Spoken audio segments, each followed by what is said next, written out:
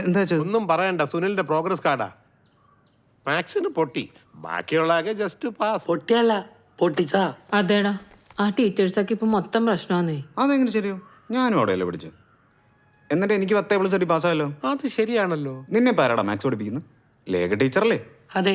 എന്തെങ്കിലും വകുപ്പുണ്ടെ പാസ്സാക്കി ഇടുന്ന ആളാ ലേഖ ടീച്ചർ. അച്ഛാ, നമുക്കൊന്ന് ലേഖ ടീച്ചറിനെ വിളിച്ചാലോ? നമ്പർ അറിയാം. ആ അറിയാം. അച്ഛാ അച്ഛാ അച്ഛാ വേണ്ട അച്ഛാ, വേണ്ട അച്ഛാ. അമ്മേ ഒന്ന് പറയാമേ. വിളിക്കട്ടെ, വിളി. ഹലോ. ആ മാഡം, ആ 8B പഠിക്കുന്ന സുനിൽ PT-യുടെ അച്ഛനാണ്. അല്ല, ക്ലാസ്സിൽ എന്തെങ്കിലും പ്രശ്നമുണ്ടോ മാഡം? സുനിൽ മാർക്സ് കാർഡ് കൊണ്ട് തന്നല്ലേ? മാർക്സ് ഒക്കെ കണ്ടോ? ബാക്കി പിള്ളേരോ മാഡം?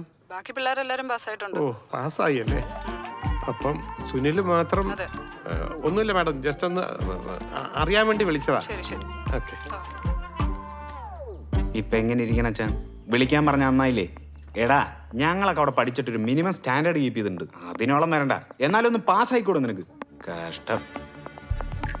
ചേട്ടനെ കണ്ട് പഴയടാ. ഇവൻ എങ്ങനെ വിട്ടാ പറ്റൂല. അച്ഛാ, ഇന്ന് മുതൽ ഇനി ഇവിടെ കേബിൾ കണക്ഷൻ വേണ്ട.